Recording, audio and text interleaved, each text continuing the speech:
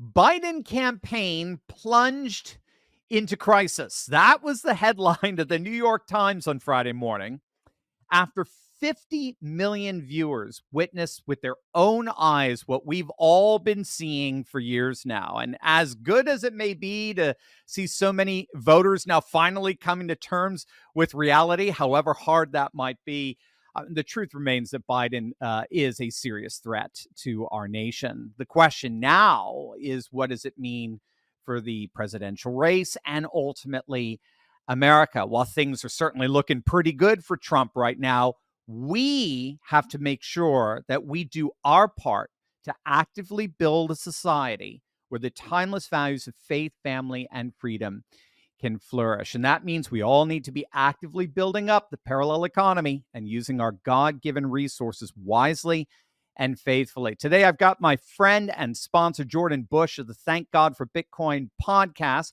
We're going to discuss what actions conservatives and Christians can take to prepare their homes and finances no matter what happens in November. And Jordan's actually part of an upcoming Bitcoin conference in Nashville. It's this July 24th and 25th. Just click on that link below to find out more and to register. It's going to be an amazing time. Jordan, great to see you, my friend. Thanks for being with us. No, thank you for having us. Yeah, it's awesome. We were chatting before the interview. We have lots of common friends, and we swim around the same shores, as it were. So it's really good to finally hook up with you here. So, Jordan, dude, you're on the front lines of finance. I mean, particularly decentralized finance. Well, I mean, why don't we just start with some macroeconomics here, but just by you giving us your initial thoughts on the debate and its aftermath. Yeah, I mean, the debate, again, I feel like a little bit like the mosquito in the nudist colony, like where do you really begin? There's just so many places you could go. And so again, I'm writing that down. That's a good one. And just there's so many things where, I mean, you could just stay in the moment and just say, okay, I mean, there's such, I mean, you have one candidate who barely, I mean, arguably does not understand that he's even there participating. And then you have another candidate who, I mean, it just got, I mean, borderline, it's conceivable that he could end up in jail at some point. Yeah. And so just the reality of those two things is just incredible.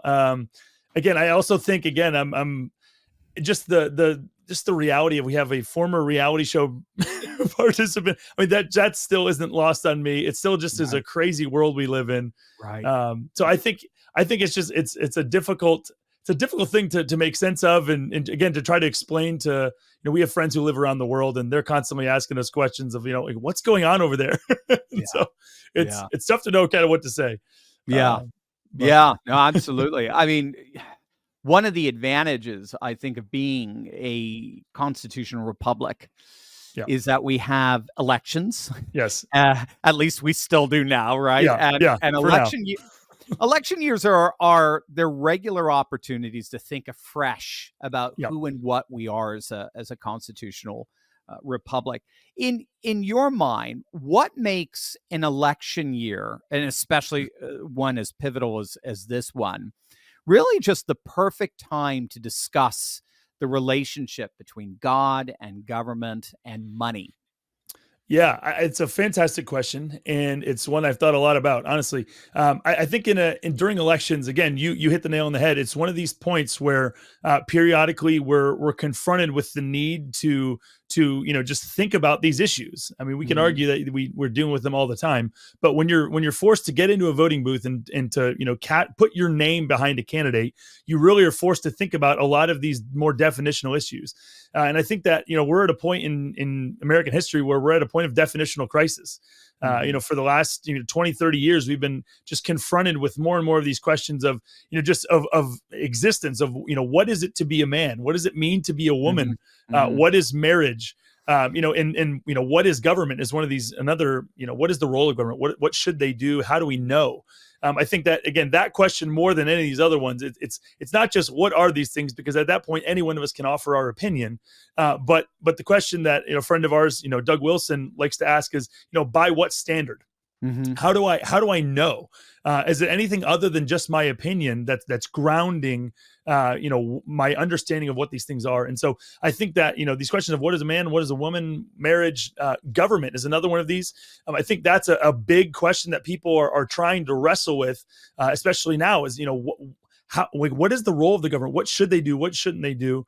And I would say even underneath of that is another question that doesn't get asked anywhere near as much, but that is every bit as influential, is this question of what is money? Because if you think about it, governments can't do anything that they can't fund. And so, your understanding of what money is and where it comes from is foundational for understanding, what a government can do. Because again, it affects how much money they have. It affects, basically what they're able to subsidize. Because money is one of these things where it allows us to subsidize beliefs that we have.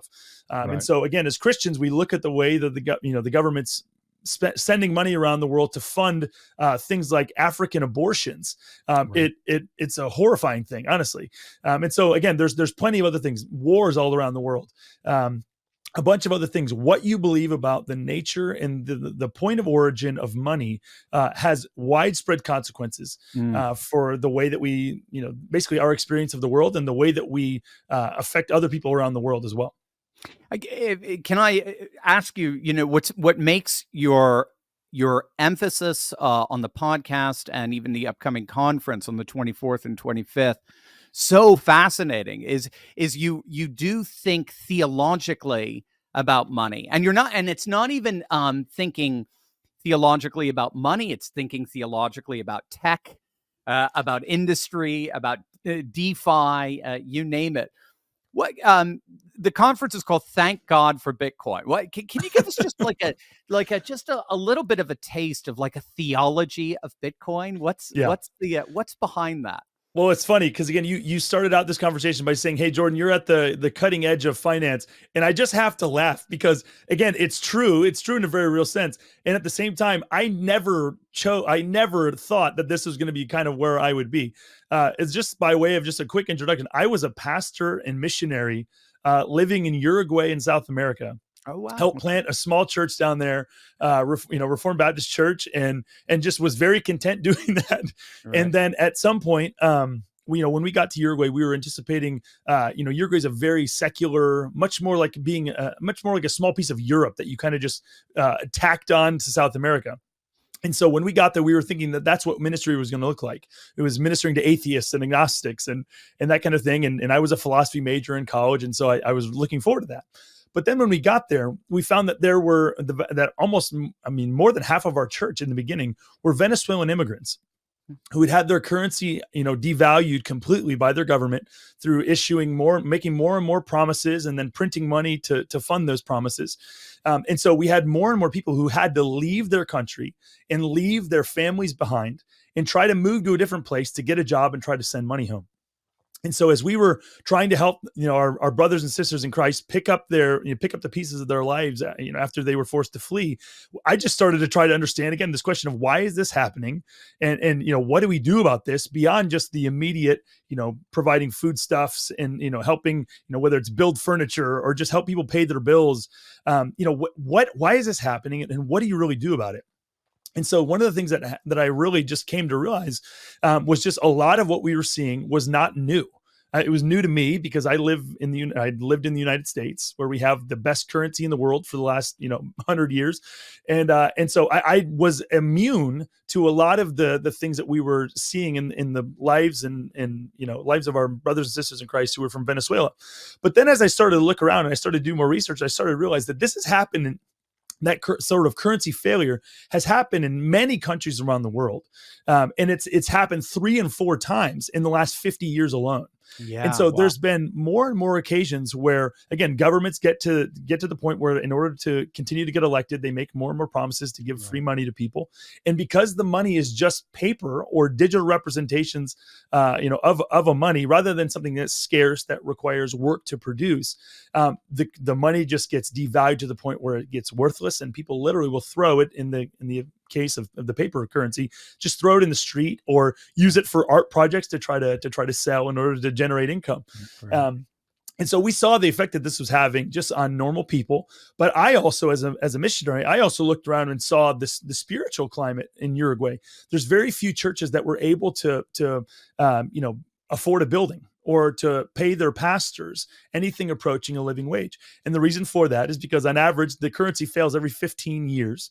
And so imagine you're a small business person or a church, and you've started this church, you've started growing. There's people coming who are being generous and sacrificially giving of their time and giving of their the fruit of their labor. They're giving money to this church, and the church starts to save up to buy a building for 3 or 4 years, 5 years, 6 years, and at some point in that pattern, the currency fails. And if you're holding that money, if you're holding that value in currency, it becomes worthless. And so these churches and the ministers of the gospel are, and just normal businesses, normal people, normal organizations and institutions are just weakened. They're just have their knees cut out from under them, and they have to start over from nothing. And so I just saw this over and over again. And we just, tried to figure out, like, what do you actually do about this? I didn't have a good answer to that. And then in 2019, I just started going down the Bitcoin rabbit hole to try to understand what it was. I just was like, what is this thing? Just curiosity, right? Just curiosity. Like, what is this thing, and why was it created? And with a little bit of research, found that it was created in the aftermath of the 2008 financial crisis, because the founder just saw this issue of, you have the government was able to bail out these profligate gambling banks with no recourse, no repercussions. Nobody went to jail, none of these things. They were able just to bail them out by printing more money and then giving it to them. And so basically the creator just saw this and said, hey, this is immoral and unjust. It devalues the currency held by normal people who are just out there living their lives and doing their jobs.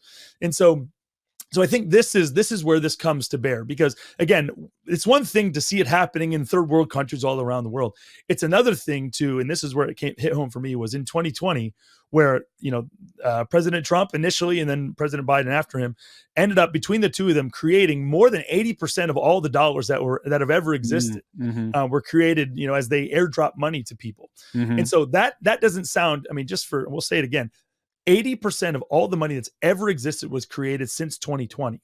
Wow. And so I started to see a lot of the same things that I'd become accustomed to seeing and hearing and talking with our Venezuelan brothers and sisters, and then our Uruguayan brothers and sisters.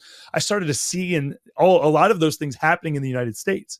You started to see the housing prices double, in some case triple, depending on where they're at. And now, why was that? Was that because the houses got so much better overnight? No, it's because there was much more currency competing for more or less the same number of houses. And so what this does is it just destroys the purchasing power, of normal people. And then, as by extension, churches and nonprofits and normal businesses.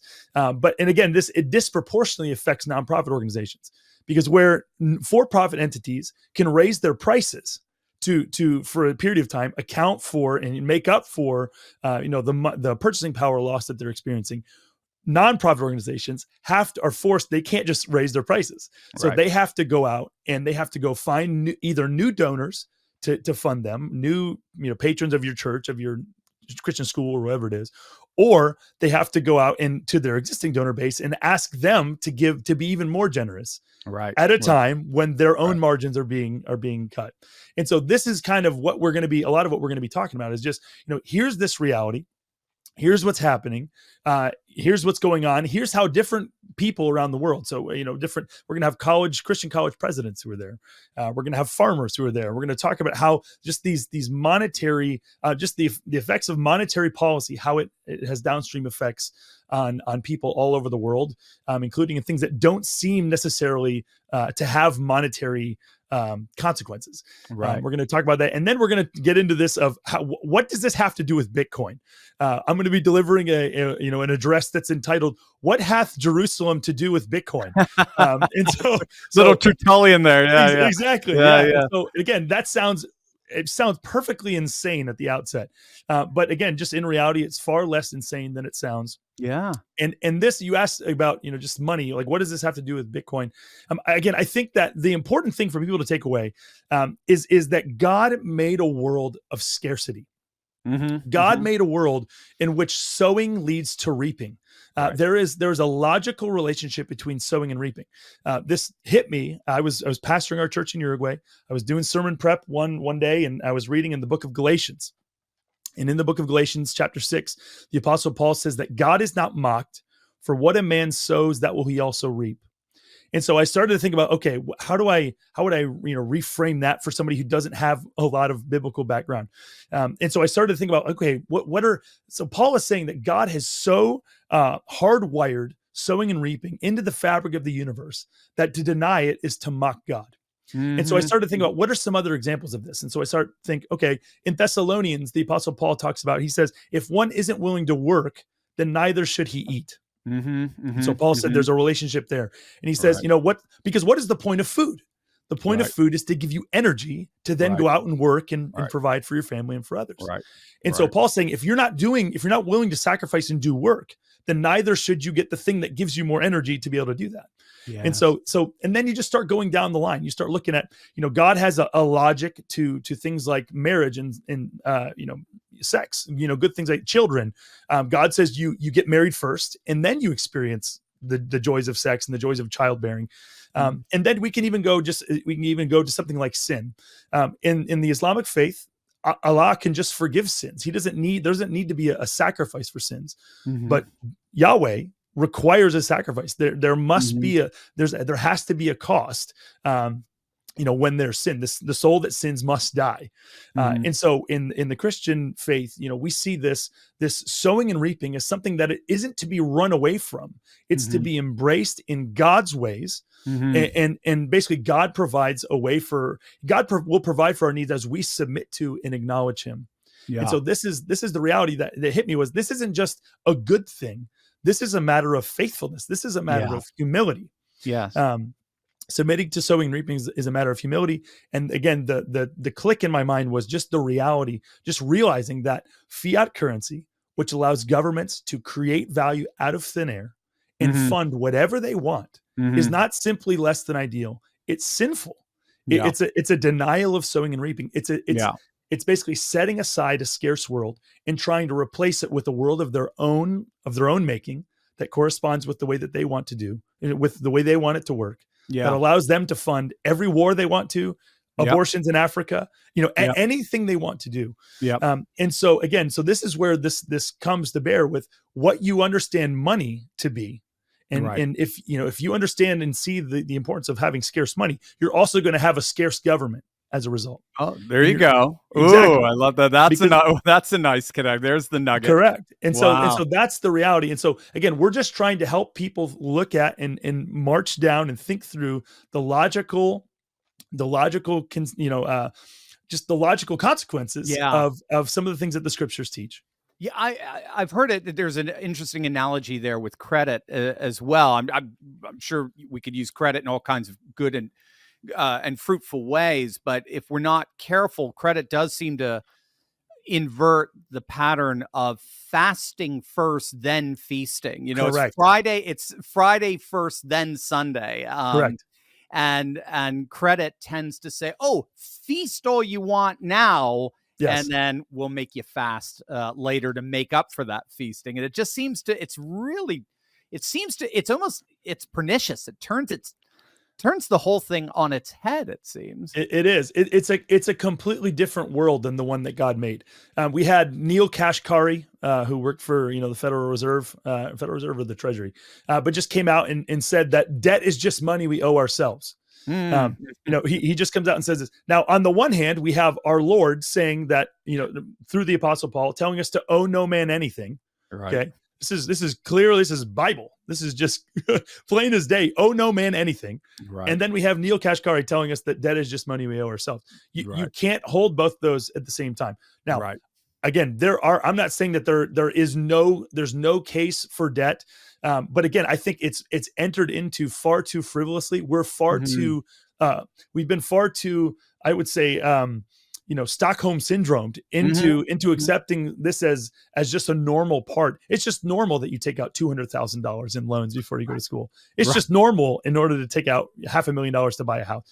And so I just think that these are things that are not normal throughout all of human history. We are far and away the exception, and there's consequences to that. And so that we're going to be talking about a lot of the ways in which, having a money that is not scarce has affected things like education. It's affected things like food. It's affected things like healthcare. It just fleshes itself out in all kinds of ways that are harmful and that have other downstream effects that we're dealing with all over the place. One thing, this will have to be for another interview here. But one thing I think this awesome rabbit trail we could actually go down is this notion of archofuturism and archofuture money. It comes from Guillaume Fay. He was writing back in the 1990s. His concept was better than how he actually developed it, but it was just so fascinating that basically the future is going to be about going back. The future is going to be about marrying tradition and technology. And it just seems like you guys are like, you're not just on the front lines of finance, you are on the front lines of archofuturism. I mean, you're really doing it. And it's so, it's so cool. Yeah. And I would say that makes sense. And I would say, this is, I mean, honestly, when we talk to people about Bitcoin, when we talk to Christians about Bitcoin, it's really, Bitcoin is this ancient thing. Right. It's got a lot of the characteristics of gold, but it's got this modern packaging that helps to overcome some of the weaknesses that allowed gold to be co-opted the way that gold as money to be co-opted. And so again, we look at Bitcoin as one tool in the tool belt. It's not a panacea. It doesn't fix anything, or it doesn't fix everything, but it does fix a number of things and provide strategic tools. I'll give you one example. I had the privilege to interview BJ Dichter, who was the spokesperson for the Canadian trucker protest. And so when I interviewed him, basically what he told us was, we had hundreds of thousands, if not millions of dollars donated to us. And Justin Trudeau decided that we were enemies of the state. And so they debanked us. And so the only money that they were able to access was the Bitcoin that was donated to them. Wow. And so I just basically, I said to him, I was like, BJ, honestly, I'm not going to claim all the blame or all the credit. I don't know which to call it, but I had literally been praying for something like the Canadian trucker protest to happen, because it would demonstrate the value proposition of Bitcoin in ways that nothing else, and it would grab people's attention in ways that nothing else would. And so I talked to churches and pastors, and I said this to Doug Wilson was, Doug, like we live in a day and age in which, for saying things that 5 minutes ago was just obvious to everyone, maybe about the nature of how a boy can become a girl, basically, or whether or not that's possible, you can be debanked for that.